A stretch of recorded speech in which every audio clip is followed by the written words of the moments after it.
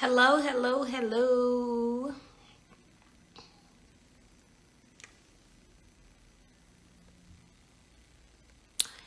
Oh, how are y'all doing today? Hello, beautiful people.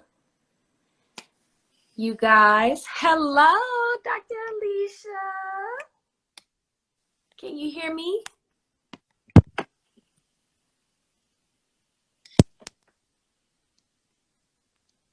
Hello, can you hear me? Okay, I all right. Can you can. hear me now? I can hear you now. How are you doing today? I'm pretty good. How are you? You I haven't know, seen you in a while. I know, but I've missed you. We talked like what yesterday? Yeah, but this is the first time I'm seeing your face since Oh last yes, week. yes. I've been looking pretty rough a couple days.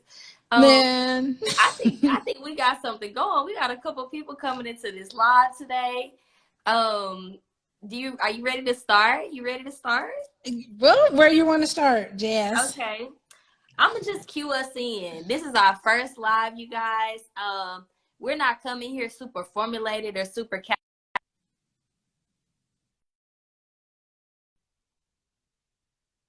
people love to call me when I'm on lives, and I'm like, not today, Lord. But I just wanted everybody to know, like, this is our first episode. Show us lots of love. Share it to like 3 people right now that need to talk about Black love, that's going through it, that's like, man, it's ratchet out here, it's ghetto out here.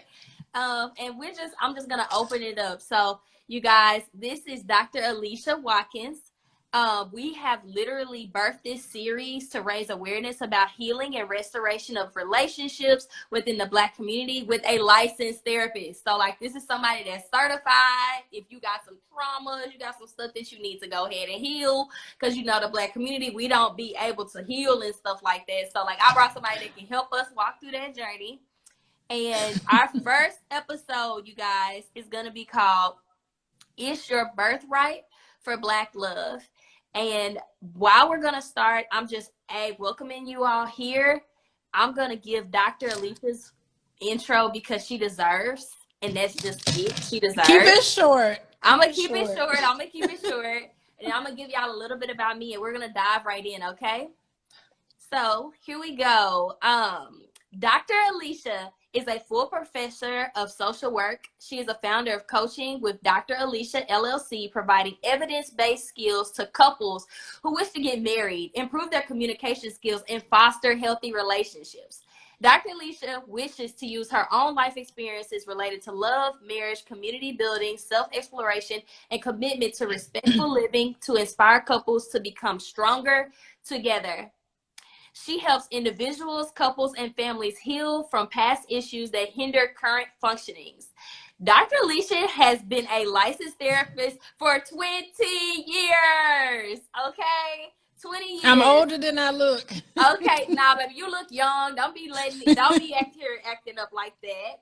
She considers her work to be her lifelong passion. And we're going to talk about how this even got started, how we're even on this live today. And it's just such a beautiful experience. But a little bit about me. I'm the plug. Really, I'm the plug. Really, I'm the plug. I help to motivate, educate, and inspire people to be all they're called to be simply by walking by faith and launching their gold. Their gold is the gifts that only the Lord delivers, aka their dreams. And a part of walking by faith, I preach on holistic lifestyle, meaning at the end of the day, you can have all the money in the world and you can build all this stuff, but you need the foundations of like mental health, love, therapy, fitness, all these things. So that's why I'm here, because I need healing myself. I'm a little bit jaded. I'm kind of over it, if you're honest. And I just want to go ahead and give the floor, like, Dr. Alicia. Dr. Man, look, Alicia, you are why did so you fun. start doing this? Well, I mean, gosh. Well, first of all, I'm a second generation therapist. My mom's a therapist. It's Good. crazy. So I grew up just all in. My parent, first of all, my mom's a therapist and my dad is a social worker. So I grew up, in the 70s, just kind of like both my parents were kind of hippies. They didn't believe in, I never got spanked. So my ACEs score is really low because ACEs, I don't care. I don't know if people know what ACEs mean. It's Adverse Childhood Experiences Scale. And so it's a scale from 0 to 10. And the more times you have these traumatic situations happen to you when you're under 18, the higher you are in terms of adverse experiences when you were younger. But having parents who are therapists and in the helping field, you know, they didn't believe in spanking. They were like hands off. Both of them had a very similar sort of way of like anti-violence movement. I mean, my parents were all in the middle of that. So they weren't typical. Like, I think I was raised in a household that wasn't very typical for the Black experience in a lot of ways. So when I started talking to some of my Black friends, they talk about how they used to get beat by switches and belts and stuff. And I was just like, oh Lord, what is this? Like, not that their experience, my experience was better than theirs. It's just that I just didn't have, you know, all of those sort of experiences. But so that was one of the reasons why I became a therapist. I just came by it naturally. And another reason, it's really interesting because I was married for almost 15 years, and I did go through a divorce, and I was able to find love again. You know, and I think like if I can do it, anybody can do it. Anybody can do it. And you know, I still, you know, my ex-husband, I have 3 children with my husband. So it's not like no baby daddy stuff going on. You know, I was married, had my 3 kids, and it just didn't pan out. And I never lost hope. I never in my mind thought that I would ever not be able to find love again. You know, because I consider myself lovable. I'm a lovable person, so I know I can find it. But I mean, Jasmine, just how you talked about how all the money in the world doesn't help. You know, you can have all the money in the world, but where are you in terms of your mental health? And I think that's so important because just as I know TD Jakes, you know, he always preaches about the abundance life. Like we're all entitled to have this abundance in terms of having a prosperous life financially. But not too many people are talking about, you know, it is just as much your birthright to have all the money in the world and have all the love in the world. And I truly believe that. And so with that, I'm just like, no, you can find love. It's there for you. It's probably right in front of you. I mean, who knew I ended up marrying a man that I've known almost 30 years. Like I'm married to Boyce Watkins, and I have known him way before he was Dr. Boyce Watkins. I knew him when he was a little graduate student trying to make it through math class. And I mean, he was always my favorite friend, and we always had fun together and everything. But anyway, so that's what it is. And so it's just, you have to kind of believe, and you can't listen to all of this negativity that I think it's like a disease. It's like it's penetrating the minds of our people in our community, and it makes us believe something that's not true. So an abundance life is for you, not only materially, anything materially is an abundance for you, but also in terms of love. There's wealth everywhere, and you should have wealth in your life, in every aspect of your life. And there's no reason why in this day and age that you can't get it. Yeah. I know that's right. First off, you already preaching. Ooh. No. Like, something you said is, you know, you believed in love because you were lovable. And that stuck so well with me because I know I'm a lovable person, but some kind of way you can tell yourself these things like, dang, it's something wrong with me, or I done been in all these relationships, but it ain't work out. And, you know, maybe this isn't gonna, like, I'm never gonna find love. And I talk to so many women, Dr. Alicia, which is why I feel like it's so powerful us to even be collaborating, because I'm attached to the high performing women of the world that are just like, I don't know where my king is. That would be me too. I'm attached to him, but we ain't figuring it out. It's just, you said that was something I'm gonna keep with me. Like, I'm a lovable person, therefore I can find love, and this is a part of like my journey, my testimony, and the things that it can happen for me. And the abundance lifestyle is applies to more than money. It becomes with relationships too. So that was so good. I got a question for you. Like, why did you started getting into therapy and you were a part of this work, but you could have chose other careers.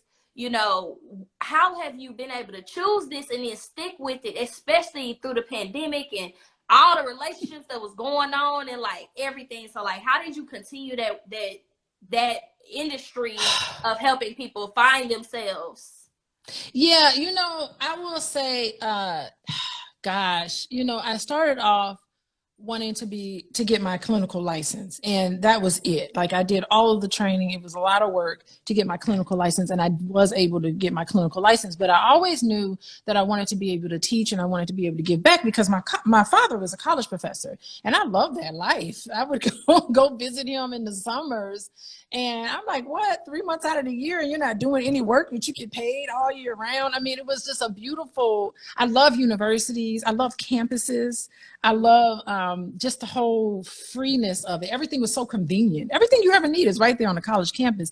And I thought it was just like really cool. And I'm just a lover of learning.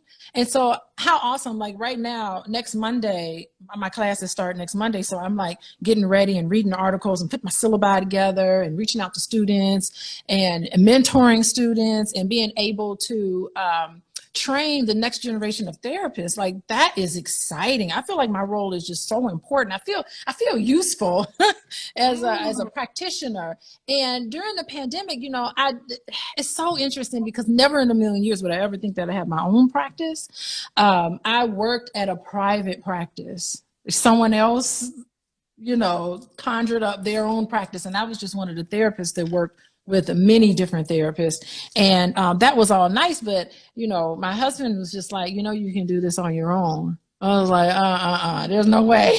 I don't think I can do this, because I mean, I'm not a salesperson. I'm not a marketing person. I have no idea. It is like amazing that I'm on Instagram Live, because this is not my sort of thing. I'm a therapist. It will. I don't know. It's not normally, it's foreign for me. But the content area, my expertise in the content area, I had all of that down, but I didn't have in a way where I can convey it. And so Voice was just like, you know what? Do your own practice. That's only how you're going to be. Why am I paying? By the way, I was billing clients.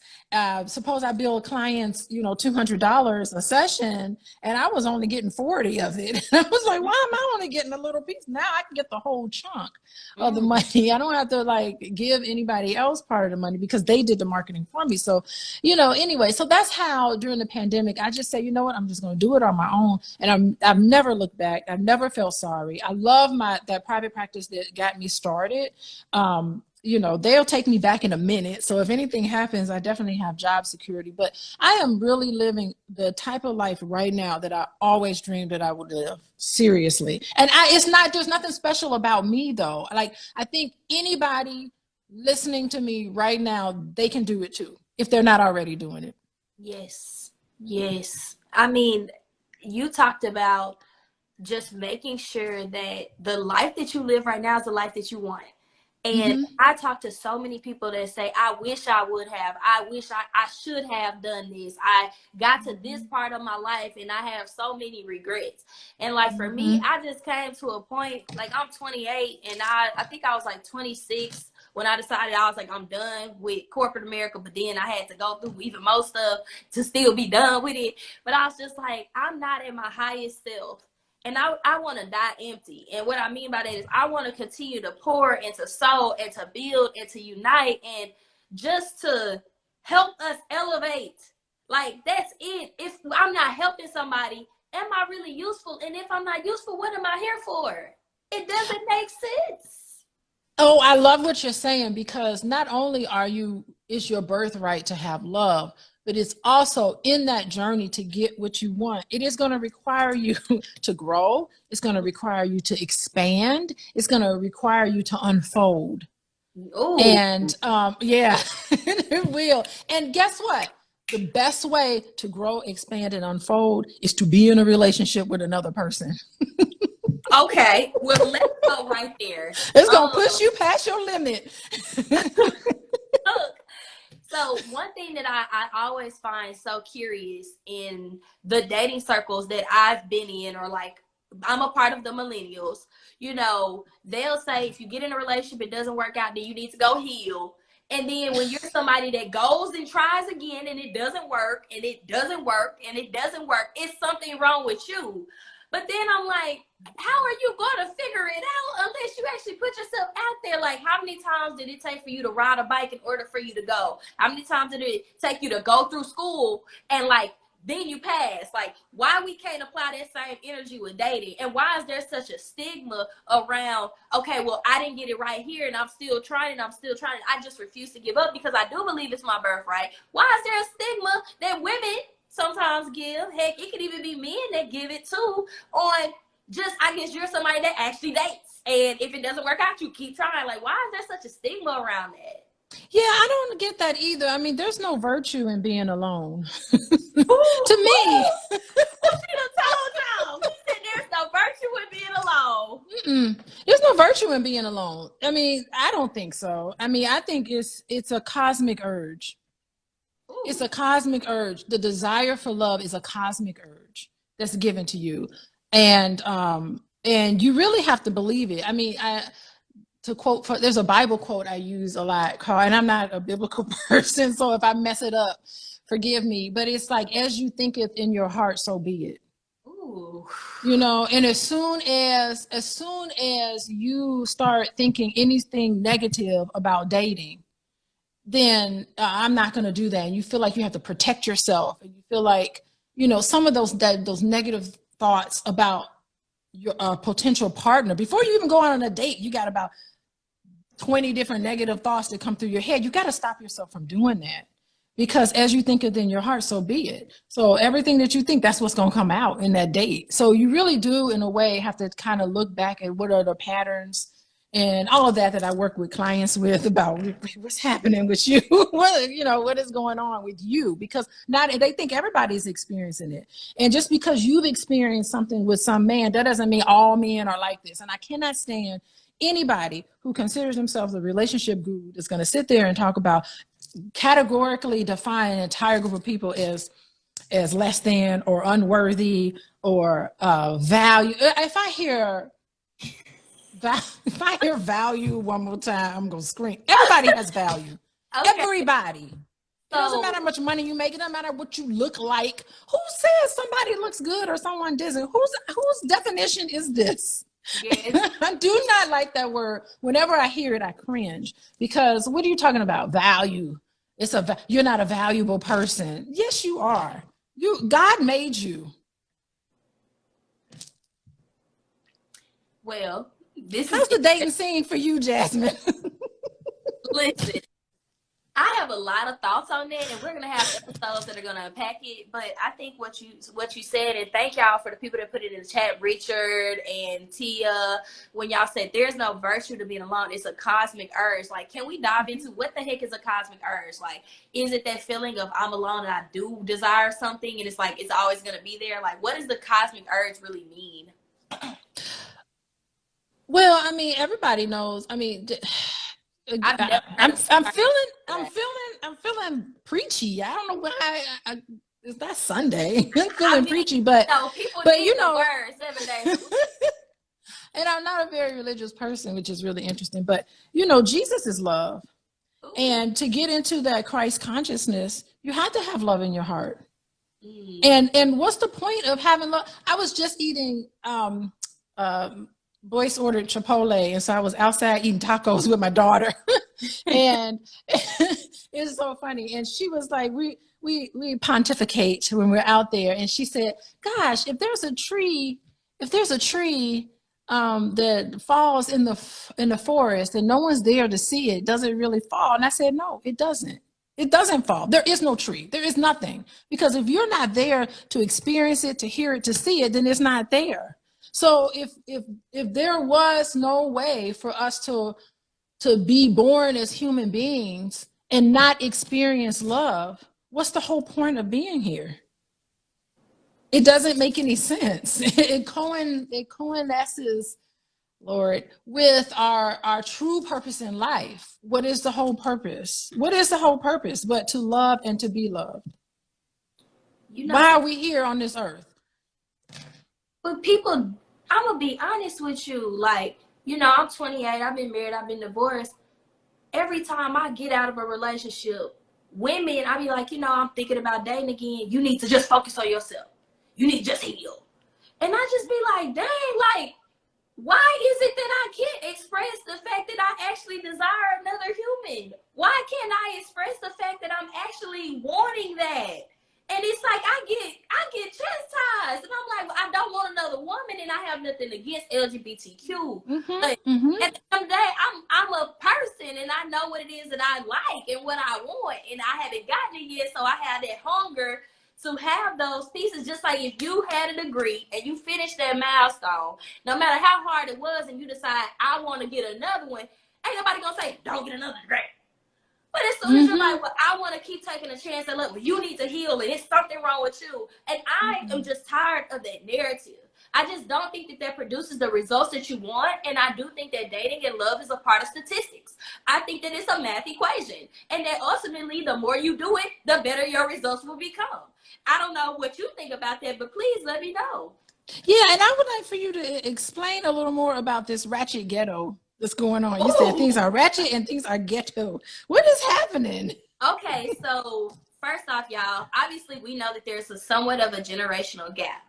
But what I'm pretty much getting at is like there's a world of the internet where we got blogs and we got podcasts and we got all of these people that are pretty much, you know, after the late Kevin Samuels, like it's almost like a uproar and telling women what they should be doing, and or telling men what they should be doing. And it is just a constant narrative that men ain't ish, women ain't ish.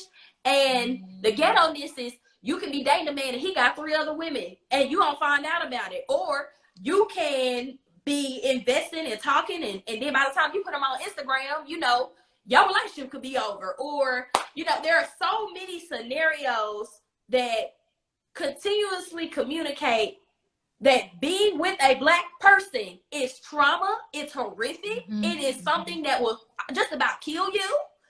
And if I'm honest, literally there was something in the news that happened a week ago, and I posted about it, and it really got under my skin.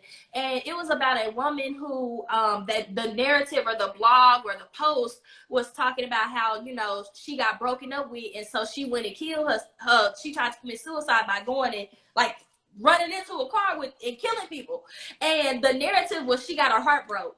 And I was like, for me, I looked at that in so many different angles, and that was so controversial, but it's happening every single day. Maybe not to the extreme where you're taking a car and you're completely driving it, but people are like going through it, depression, mental health, all from loving or trying to love each other. And then the rules of dating have completely changed. We have apps now, and if you don't like somebody, you can just swipe right, or you can just get on the app again, or you can just be like, I'm done with you. And there's so many options. I know men, they're probably like, you know, dang, it's hard for me to be faithful because all I gotta do is get on Instagram and type in Instagram girl. Or with women, it's just like, you know, we out here trying to date, trying to love, maybe, and then we find out the man we went been with this, and this person, and they calling us, and, you know, I got some stories for you, I don't mind. And then I'll even give you an example for myself. Like, yes, I've been married and divorced, and that was a whole internship of an experience, and that's what I consider it to be, a piece of paper that I signed with to get an internship of an experience. And I was putting myself back out there, and a man told me, straight up, I don't do divorced women. I was like, well, you know, that was alarming because I'm like,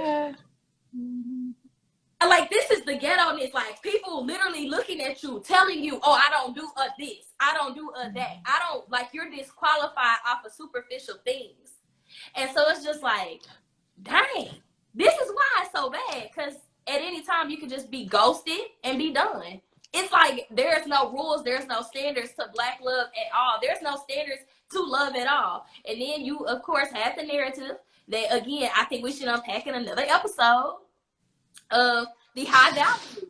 And that conversation was, honestly, if I'm honest, it was for an elite class of people that, to be honest, a lot of us shouldn't have really heard those conversations because we were not even in those tax brackets. We're not. And but it gave privilege. And again, I'm pulling from the education that women have sat down with me.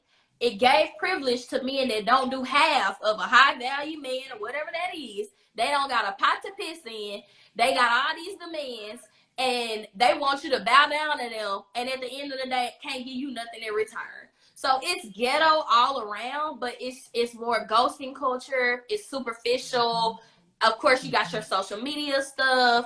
It's just like it's no standards or no rules for it, and so everybody's just taking pieces and bits of it, and it's just turning into a hypocrisy of a whole mess.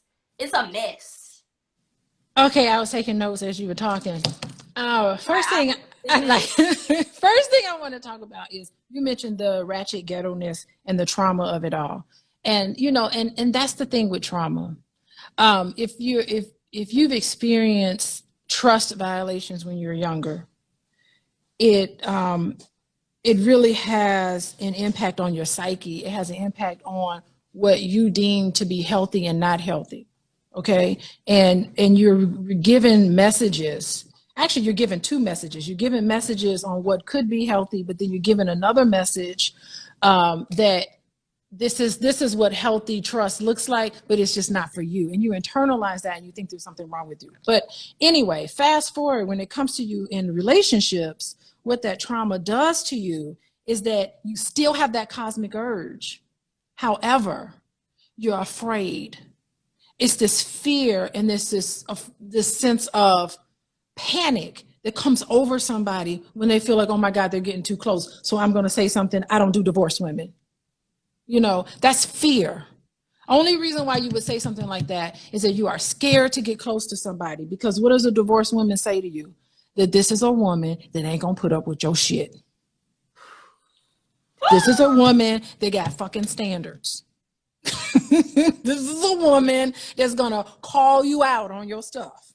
Okay? So it is a fear. It is fear that's driving people to say, I want to put my guard down and I want to trust this person, but I don't necessarily do. But you still go out there and date because you still have this cosmic urge and this desire to love. And if you find somebody where you feel like you want to be faithful to and you want to have this sort of intimacy with them, sometimes it can be crippling and they will ghost you.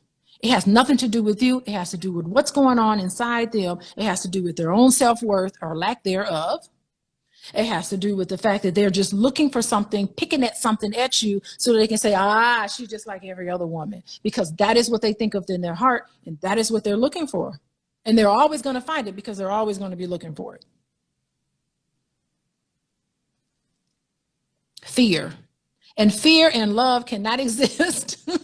Fear and love is actually the same thing.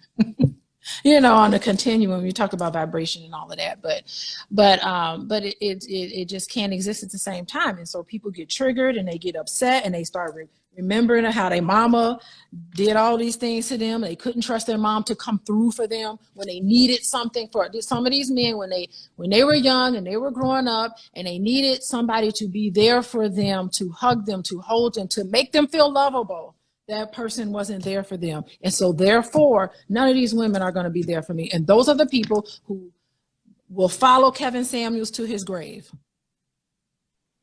And they will go to their grave alone, lonely, with nobody, depressed, anxious, sad, and they'll never have no woman at all. I said it. Y'all, I stand by it. My edges are going. I don't know if y'all can y'all send me some edge control and some growth oil, because they're going. You said a couple of things, and I wanted to ask you, like, why are men so afraid to be held accountable? Like, what has been in the Kool-Aid of this lack of accountability? Yeah, so in order to be, and that's what it comes from, shame. So there's some people who can't be accountable for anything because they feel like if there's something wrong with what I did, then there's something wrong with me. And they can't separate behavior from who you are as a person. So I'm with my other daughter, and she's in trouble. She gets in trouble, and I have to take her phone. And so I let her know. I said, you know what? This isn't you. You're a wonderful, sweet, smart girl who made a mistake, who was naughty, who did a naughty behavior. So what I do is I make sure that when I put her on punishment by taking her phone, that it's not her as a person. She's a beautiful, wonderful, capable person. This is not you. I even tell her, this isn't you. This isn't the type of girl that your behavior was unacceptable, but you are lovable. And so I make that distinction with her because I want her to feel guilty for what she did, but I don't want her to feel ashamed.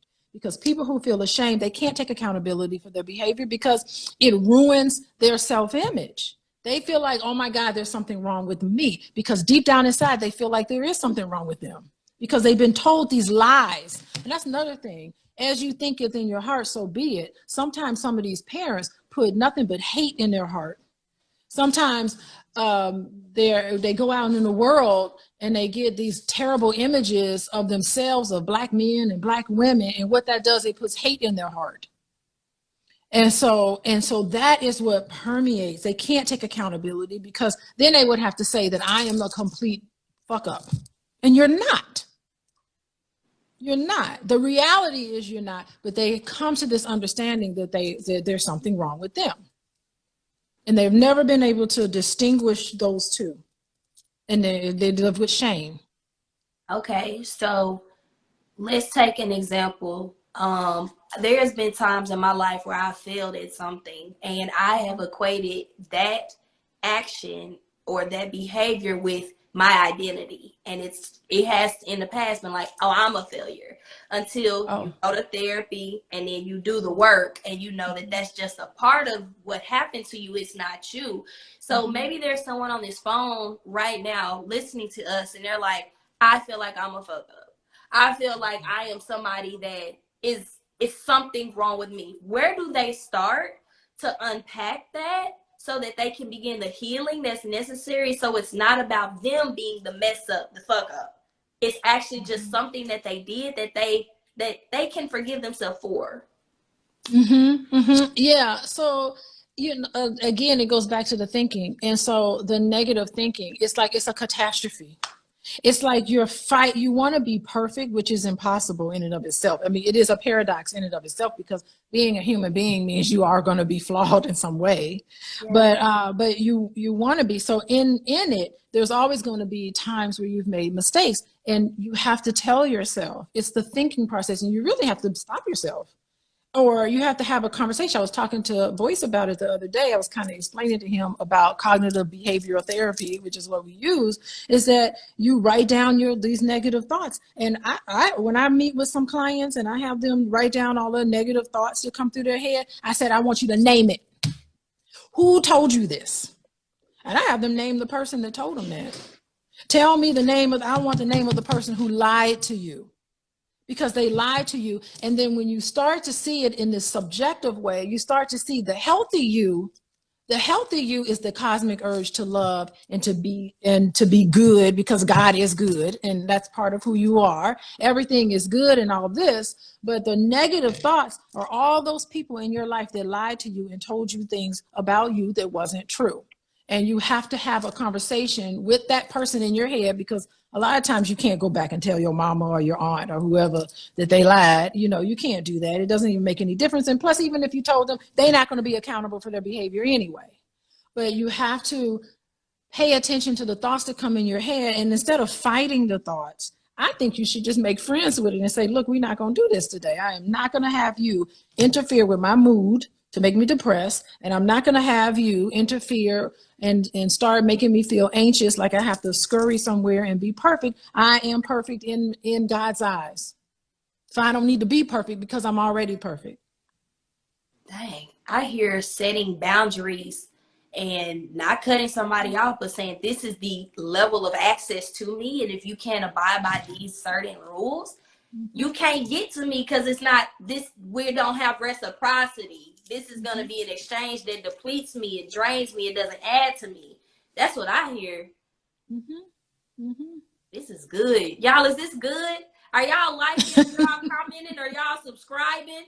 Look, y'all need to go follow us. Y'all not. Y'all need to show us some love. Get these hearts up. Get these hearts up. Get these hearts up. You are hilarious. Listen, okay. Cause you really snatching, you really talking so much.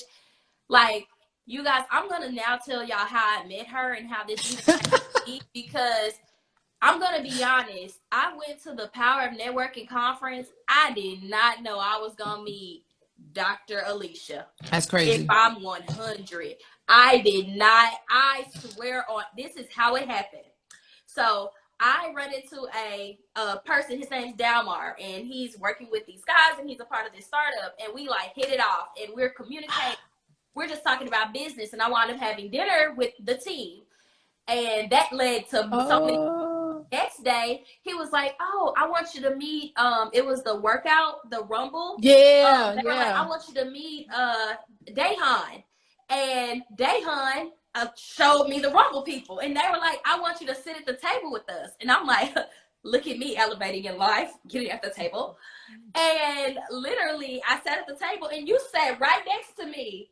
And I was like, I had no idea who you were, but your energy was vibrant. You were nice. You were like, yeah, I'm here. And I was just like, you know, you were asking us who we were. And I was like, I was really trying to say, like, I'm just here by the grace of God, literally, because my whole life up until this point has been shambles. And you were like, oh, well, I'm Dr. Boyce Watkins' wife, and he's going to be speaking. And I'm like, okay, I'm not sure what that means. I'm like, what do? You're like, you're a matchmaker. I said, you're a what? Yeah, I'm like, matching, putting together. My eyes, I was like, she has the answers to my problems. Because I'm looking into arranged marriages because me picking ain't working, okay? And you was like, I was like, I'm gonna let you know, if you can help me find a man, you are gonna break generational curses off of my entire family. My lineage is gonna be saved. Legacy is gonna be here. I said, please help me.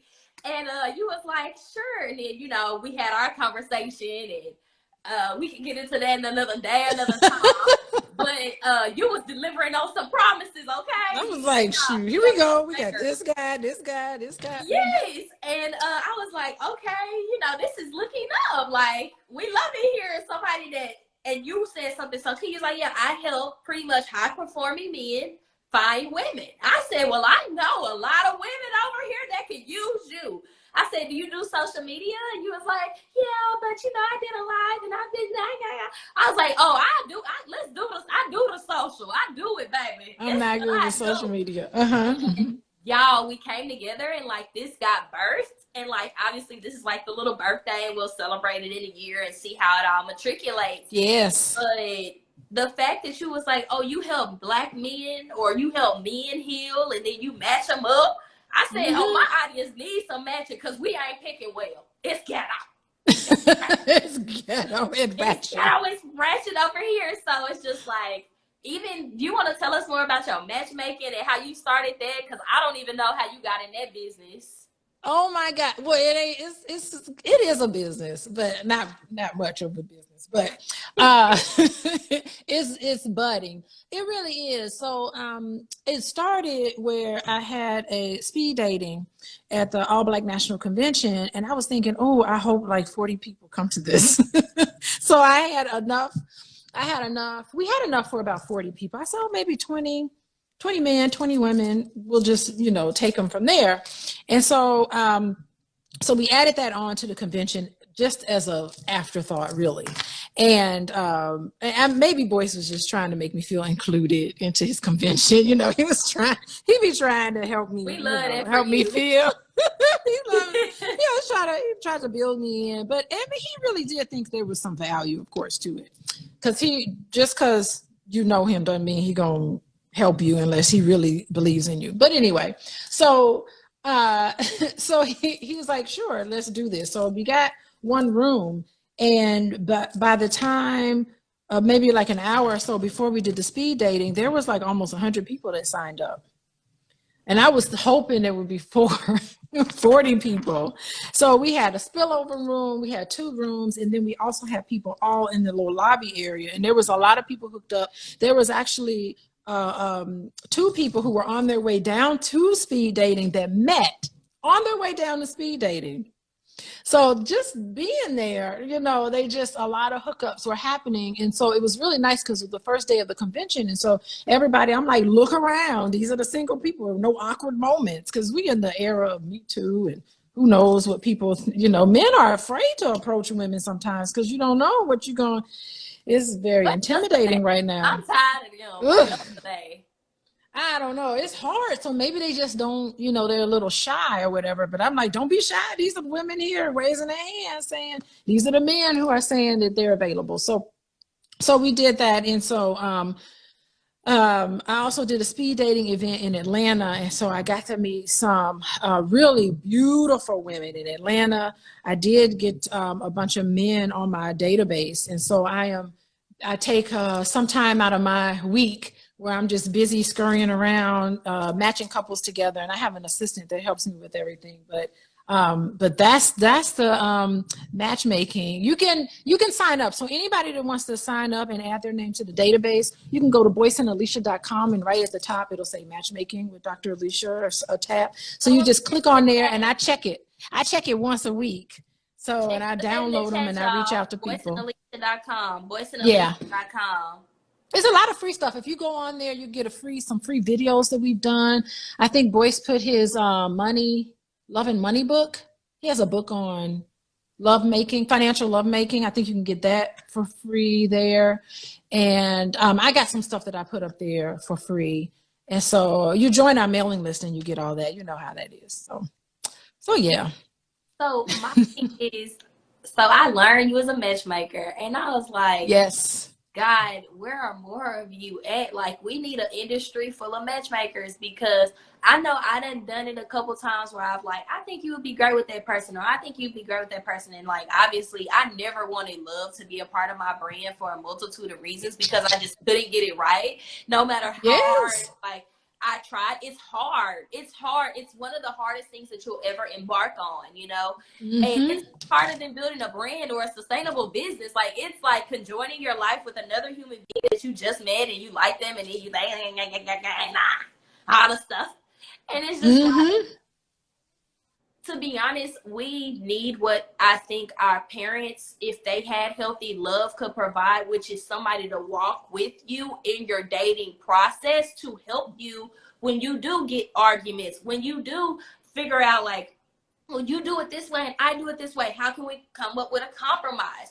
Or like, even if there are like opportunities of like, these are the list of questions to ask. So you save so much time up front, you know. I'm not gonna lie, Dr. Alicia, like, I was a product of the purity culture and he needs to be all in the church, and he gotta be a God-fearing man. Get you a God-fearing man. It's just like, that did not give. I'm gonna be honest, that industry did not give what it was supposed to give. It sent a whole bunch of black women up, and like, I'm just gonna be honest, like, we saw how that purity energy, like, I'm not trying to speak on names because I know at the end of the day I may one day meet them, but like, let's go with the Franklins.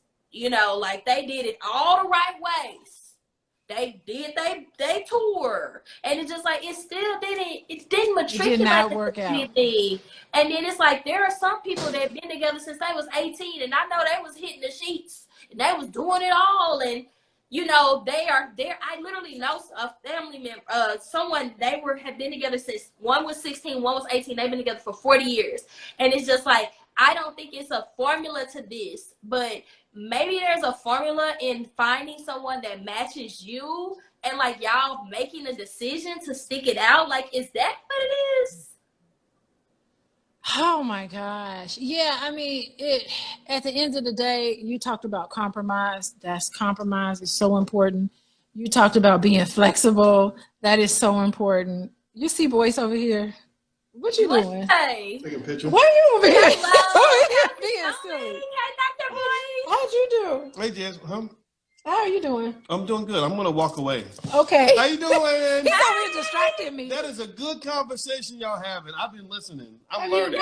I'm learning. Yes. Bye. Bye. What was I talking about? Yeah, we love a supportive husband, okay? He wants to make sure you know that you're loved and he supports you. You know how many men ain't supporting my content? like, subscribe, but wanted to be with me, don't listen to me. They had to go. They had to go. Go right out the door too. Bye. Bye. Yeah, oh my God. Supportive. Let's just say you have to be supportive. And the thing is that if you're not flexible and you don't help each other meet each other's dreams and just be friends with each other, what happens eventually is that all this resentment builds up. And when the resentment builds up over the years and you don't deal with it, I mean, we know that couples who finally go to therapy deal with their problems a minimum of about 5 to 7 years before they actually go in and seek some help. Can you imagine how much resentment can be built up if you're not getting your needs met? And it's been 5 years, you've been pissed about this topic and you have not been able to resolve it. I mean, it's like, I don't even want to look at you if you have that resentment. And so it's too late. So a lot of times I see a lot of couples and it's way too late. It's just like, they should have been in here 10 years ago. They should have been, actually, couples should come and see me before they even get engaged. I believe, to try to figure out, because everybody you like is not, let me tell you, love is beautiful. I just talked about how love is, but love is not enough to marry somebody. It's not. It's not. It is not enough. It's a business decision at the most. I started out saying I had a piece of paper with an experience that was my internship. Yeah. The internship was done. We let that internship go. Yeah, it was time. You learned your lesson. You met your educational goals. I did. Move on. You put your hours in. You got your certificate.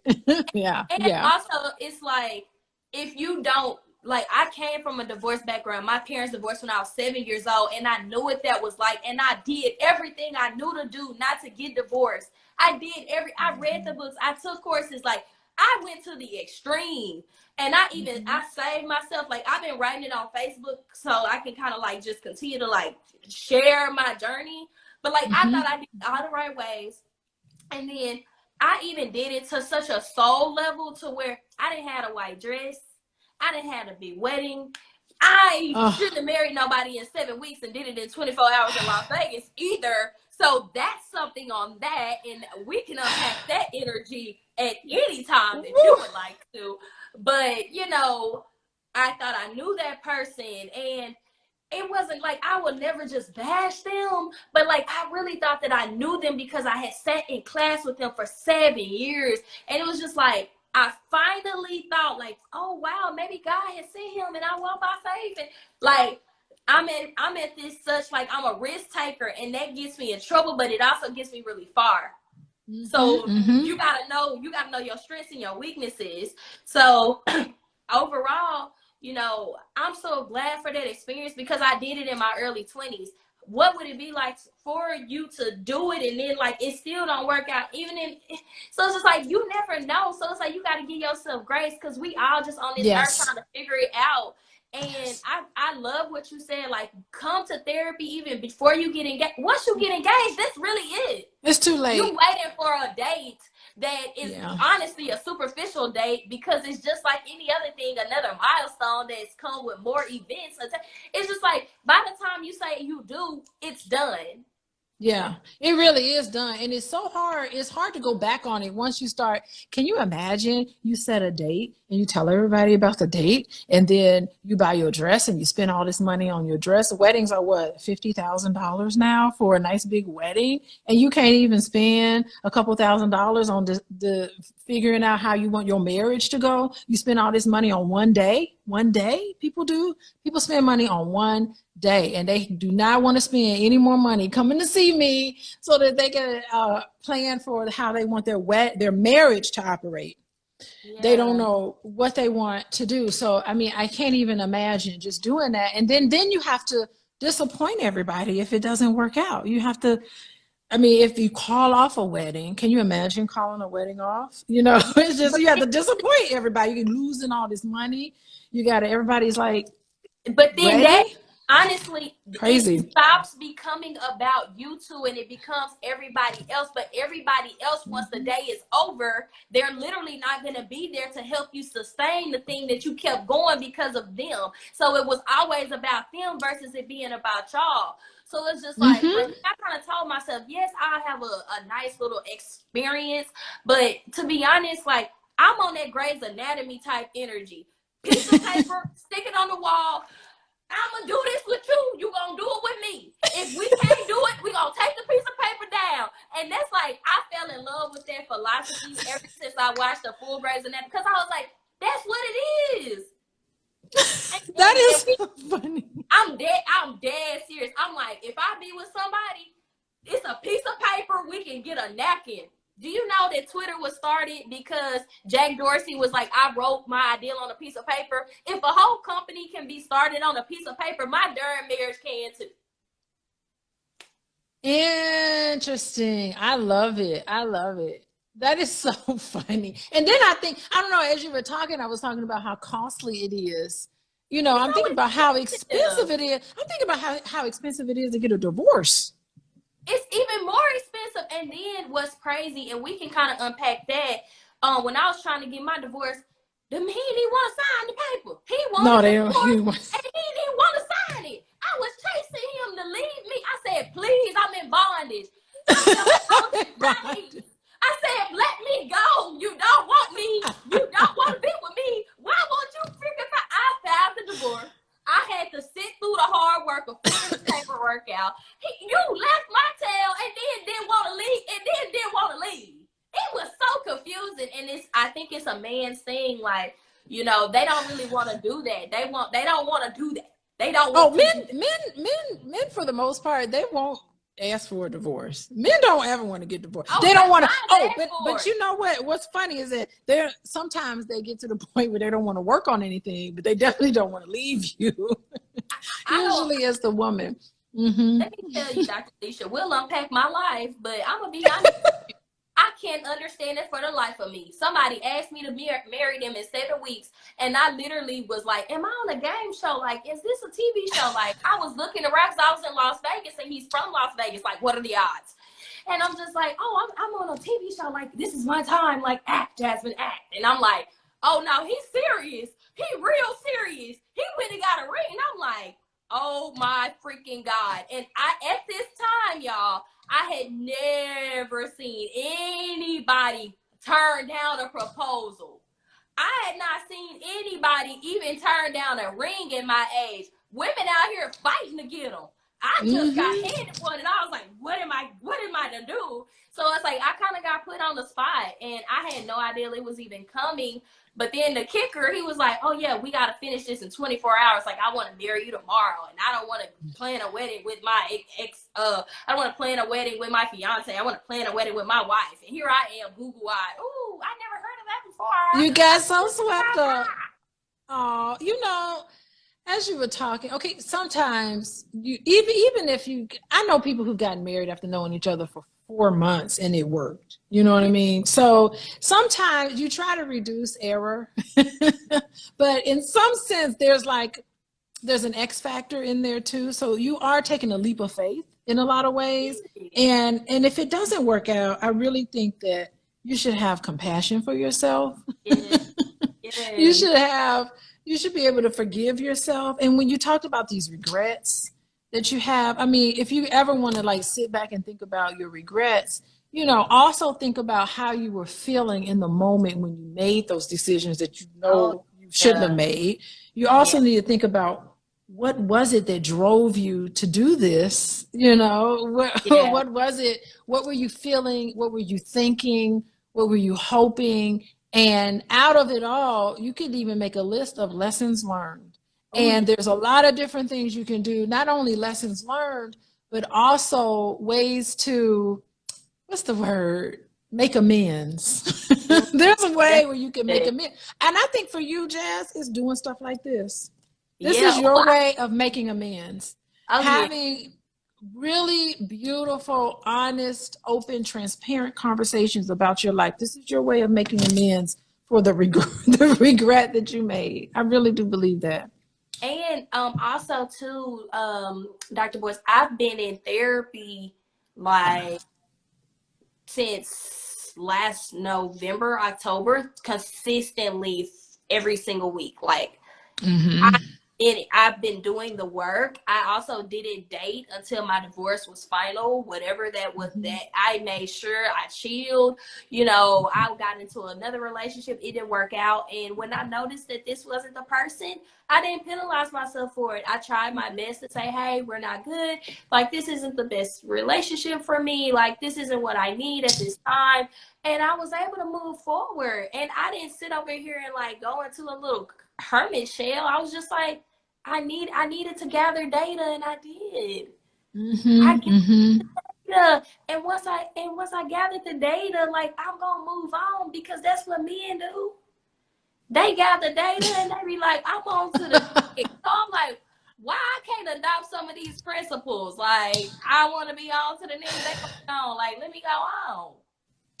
Yeah, that's really good. And I think, like, I love that you were in therapy to try to like figure out and tease all of that out about, you know, what drove you to do some of the things that you're doing, and how it can set you in the right place to move forward. But it also just has a place where you could just get a lot of stuff off your chest. Yeah. I mean, I find, you know, it's so funny when I first started doing therapy, you know, you're just kind of green. The very first thing I realized is that sometimes, like, saying absolutely nothing and doing absolutely nothing, people kind of just them talking it out loud, they figure out their own answers on their own. And then they turn around and go, well, thank you, Dr. Alicia, that really helped me. And I'm like, I didn't do anything but just go, oh, really? Say more about that. Oh, okay. And I'm doing simple stuff like that, saying nothing, but just 50 minutes of them just talking. They'll go, oh, I think I done figured out life now. Thank you very much. I'll see you next week. And it's just because just having like an empathetic ear, a listening ear, just part of it I learned is that's the key. Yeah, getting it off your chest. Getting it off your chest, and then, to be honest, to do self-reflection. Like, I love reflecting. Like, I'll reflect on a lot of stuff. Like, I'm going to reflect on today and how I got here. Like, I have been in nothing but in nostalgia because, you know, Christian, like, we came to this conference and we literally gave it our all. Like, we had nothing else left. I gave my all at this conference. And it was like preparation meets opportunity. And this is the pure representation of that. But it was like, it came in such genuine forms. Like, I didn't even know who I was really sitting next to. And and that's what I think makes it even more real, because I was like, I just need help. Like, I know if I need the help, somebody else does, and I'm willing to put myself out there and to share my journey in order to help somebody else with theirs. And I feel like that's what's so important. And, you know, as one of the formats of our show, we always want to like end off with therapy tips, and we are getting closer to the hour. But Dr. Alicia, like, what are 3 therapy tips to convince you that it's your birthright to love? Okay, I think, like, based on what we've talked about today. Well, first of all, before I start off on that, I just want to say this was such a great idea, and I cannot wait for next Tuesday. I can't wait either. I cannot wait for next Tuesday.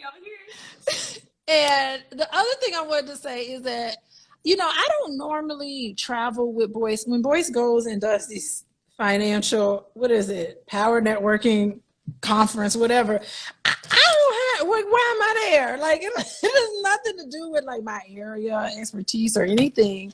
And I just go. And I came in that Friday. So I'll leave it up to Boyce. I said, Boyce, if you want me to come along, I'll come along. If you want, I'll take pictures and get you ready for your social media and all this kind of stuff. So I just come whenever he said, and just as a whim, he's like, why don't you just come down to Houston? And I was like, I don't know. And then finally, he's like, no, I'd like for you to be there. I'm leaving. He left much earlier than I did. And I was like, yeah, okay, I'll just go. So it was just like, I was just there on a whim. So I really, in terms of me being there, I didn't have like a tag or anything. You know, people were like, you don't have an ID card. You don't have a membership or whatever that thing around your neck that tells you that you need to be there. I didn't have any of that kind of stuff.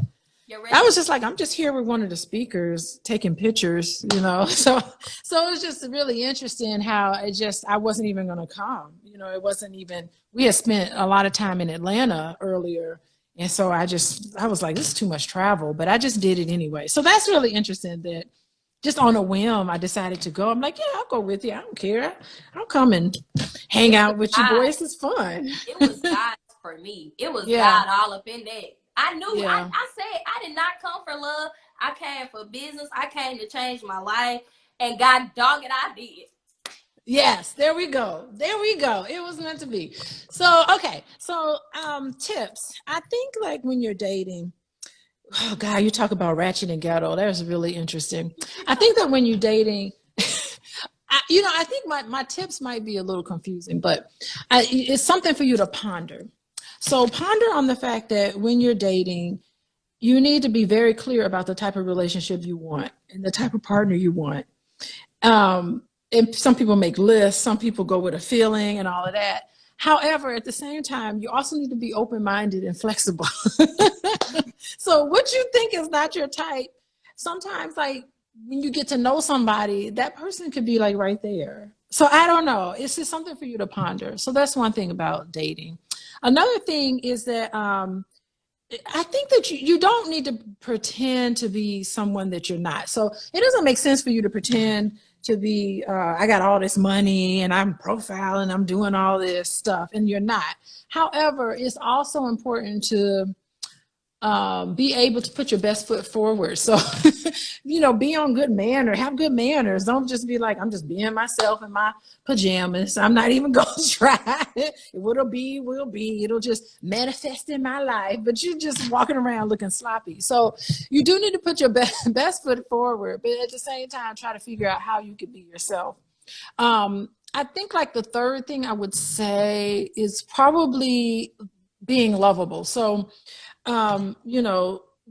maybe you should think about whether do you feel lovable, and it's really interesting because in order to feel lovable, you have to know what it's like to be loved, and in order to know what it's like to be loved, you have to be lovable. So somewhere in there, you need to be aware of any unlovable thoughts that come through your head that you have about dating. And you just got to get into this place of just being lovable. And it will happen for you. It will. Trust and believe it will. If it happened to me, it'll happen to you, because I am not anything more. I'm not more value. I'm not a more high value person than anybody else. You might Contrary to what people you may have to let us think. have it. You like delete value out of, but you know what's crazy? Like in dating, high value is like a sin, but in business, value is like literally everything. Like without it's a $10,000 value, but I'm gonna give it to you for $9.97. Like it's Yeah. the ways we use value is so interchangeable. But Well, it only works in business. It don't work with people. Everybody's valuable. Oh, I love that.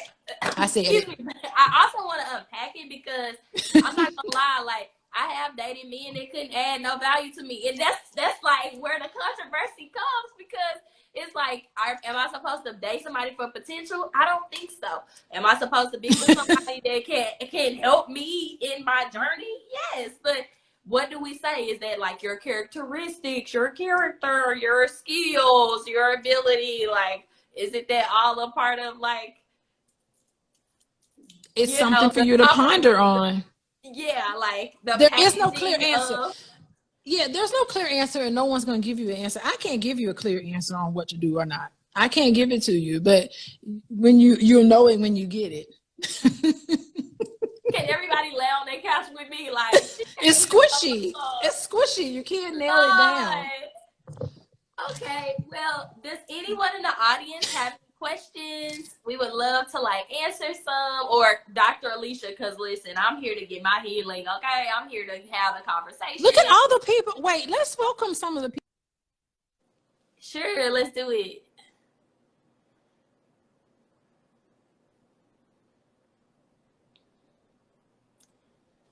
Why did it go freezing? Like, what's going on with this thing?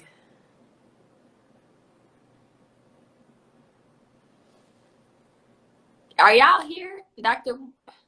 Alicia's thing, I think we're getting the Wi-Fi together. Are y'all still here with me? Can you put some hearts if we're still alive on the Okay, so she's going to come back. She probably has some service issues. Yes, here she comes. Doc froze. View request. Come on. Accept. Okay. Let's get her back up here. Let's get our educator back up here. This was one of, yay, I'm so happy. You know what happened? I was trying to like see who's in here. Dr. Sylvie, Doc froze. Oh, I froze. Okay. I was trying to like read through everything and then I just like shut it off. I see this is why I need you, Jasmine. Hey, okay. I'm here to help. I'm trying to name some people that's in here with us, but I don't know how to do. Oh, Miss Lady. I see Miss Lady. Miss Lady. Robin Kennedy. Hello. I'm trying to. Thank y'all for coming. Like, you took time out of your life to listen to us talk about love. I know. And we were just like, I don't know how to see who all is in here. How do you see who's in here? Scroll up. Yeah, just scroll with your finger. Oh, wait, my cousin Jess is on here. Yes. Do you want to invite someone up? Someone requested to come up. You want to invite them? Oh, who requested? We can put a person in here? Yes, let's do it. Oh, she's unable to join. I don't know if anybody wants to join, want to ask some questions. Dr. Alicia, her time is amazing. Richard Carter, what's up? Oh, who is Richard? Richard Carter, the plug. He's the plug, girl. You're the pretty plug, but he's Richard the plug. Oh, you trying to match? I'm in the maybe. I'm single. Dr. Sylvie. I'm single. I'm single, ready to single. Come on, Dr. Plug. Are you single? What's going on? Richard Plug? What's happening? I don't know. So Purdy said, what's your website again? We didn't even do all that. Who? Your website? Give your website. Coaching with Dr. Alicia. Coaching just put that in. Dr. Alicia, and then the other one is what's the couple? Oh, boyceandalicia.com, and then you could join the matchmaking service, and then if you join the mailing list, you can get a whole bunch of free stuff. I think Boyce has a free book. Yeah, he has a free book called Financial Lovemaking. Really interesting book, and I have some videos and some free stuff on there too. So, and you can join the matchmaking if you want to. Oh, this was wonderful to listen. There. I'm in the matchmaking. Ain't nobody gonna stop me from finding my happiness. I do not. Don't give up. With the love, ain't nobody gonna stop. You know why? Because it's not their life. Like, this is my life, and I only get one life. And if I live it based off other people and what they want me to be and who they want me to be, then I ain't gonna never have my pieces of happiness, because they gonna get their pieces of happiness whether they gonna be with somebody that love them or not. That's what's up. That's what's up. I love it. So anyway, we'll be back. We'll be back next week. Have your questions ready, and if you have any. And thank you for listening. Curious. Okay, we got something. Curious. Why are saying Black relationships are attacked when many Black men are just choosing non-American? Not really sure what he's getting. Why are we saying Black relationships are where many Black men are just choosing non-American Black women overseas? Mr. Douglas, I'm not gonna lie, that was a very confusing question. Yeah, write it in a complete sentence. I'm a college professor, so I have a hard time with bad English. I can't read anything without correcting. I'm grading everything, so because I'm grading all the time, so I'm always grading. And I don't know. I think we not. I don't know what it is. We gonna give you time, Douglas, to type this thing out. We got try time. Again. Yes. Yeah, I think you can listen. It doesn't matter. You can get somebody overseas. You can get somebody from Mars to date. It doesn't matter what it is. The relationship is real as it is, and a lot of the relationship issues are the same across the board. And I have worked with families. I told you this, I worked with white families. I worked with Latino families. I've worked with Caribbean families. They ain't in America. I've worked with families from Africa. I've worked with all different types of ethnicities. And I'm telling you, it's the same sort of problem. So the grass is never greener somewhere else. You may think, Black women ain't worthy, whatever, of being married and all that other type of negative thinking again. And it all boils down to you. You know, Okay. it all boils down to the interactions, the daily interactions that you have with that person. It's all human experience, and it's very, very real. And so you may think grass is greener, but then you'll be surprised to see it's going to be the same issues. It ain't no group of people is more valuable than another group of people. Okay. You're So fine. he said black men are saying black women overseas. The women I'm referring to are black, just non-American. Culture is very different. I guess, Douglas, are you saying like, why do black relationships see things that are wrong with women overseas? I don't think there's anything wrong with women overseas. I mean, I think it makes it a little more complex because the power differential. I mean, if you're dating somebody overseas and you know they want their green card or whatever, they want to come to America, it's a power differential there. So that's something to keep in mind. I think you know, research shows that I think relationships are difficult enough. It can be kind of challenging enough already, but when you have two different cultures coming together, it doesn't. It's just a little extra effort. Now, I'm not saying that it's impossible, but it's a little extra effort that it takes for you to really understand each other and really understand where each other's coming from, because there's a lot of conflict there in a lot of those relationships. What's normal for you and for your family is going to be different from somebody else from another culture, and it's a lot more negotiating, a lot more conversation, a lot more discussion that has to take place when it's somebody with a whole different background than yours. And it's not impossible, but it is an extra layer of challenge. Yeah. So that's what I've seen in my practice. I'm just speaking as a professional. That's good. That's so good. It's Y'all, I'm just this conversation and us be on this phone, like it makes all my pain with men worth it. Like I have been through it, and not all of my relationships have been bad, but boy, have I got myself in some situations that I'm like, I don't even know how I got here. But like I am so grateful that I met you. When I tell you, like, Girl. we have something that each other needs, and it kind of comes from the type of combination that we are. We ain't gonna say Yes. they gonna call us demonic and everything else. I swear, because I'm a Christian woman, and everything they gonna be like, she thinks she this and that. I'm like, listen, all of my best friends are in a certain month, and I'm sticking to that, and there's no reason for that. Okay. I am Tia Brom. She said, what are some best practices for dating someone with children if you don't have children of your own?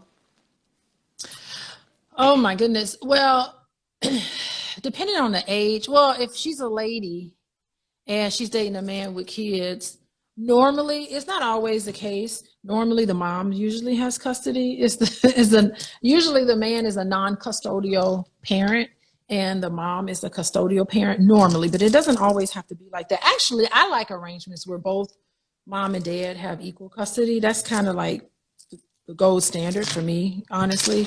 But sometimes there's circumstances that just makes that impossible. So typically the mom has custody of the kids. And so usually on the weekends is when the kids are there. And it's important for the father to have a really close bonding and connection with their children. And so it's just, if you don't have children of your own, it can be a little bit of a challenge because you don't even understand kids. It can be overwhelming because you don't even know, like, I dated a guy in college. He had a child and I didn't know anything about no babies or nothing. And I was just it was a little awkward. And I was like, okay, all right. It was really strange. It took some effort for me to like really understand how children operate and what happened. And so, and then the mama, you got an extra mama that's there. And so it makes it a little complicated, but again, I don't really think that it's impossible. I just think it's just another layer where you just have to try to adjust to that and definitely have conversations about boundaries when it comes to kids and introducing them to you. I mean, it's all just a whole nother thing.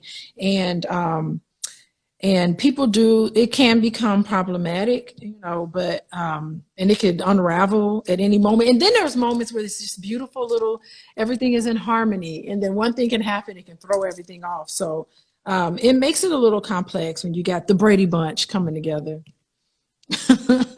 Got your kids all coming together. It can be complicated, but it can also be a beautiful thing. And I think that blended families can be just as healthy and just as beautiful as more quote unquote traditional families. She is just honestly such a positive and breath of fresh air when it comes to Black love. There's nothing that we're gonna say, y'all, that she's gonna be like, oh no, like this can't happen. Like, no, I believe.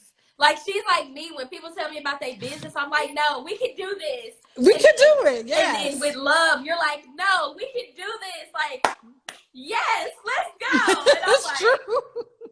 I'm like, you have no idea. There's a generation that's just like, I have so many clips that I have collected from TikTok, and I'm like, I can't believe this is even a thing right now.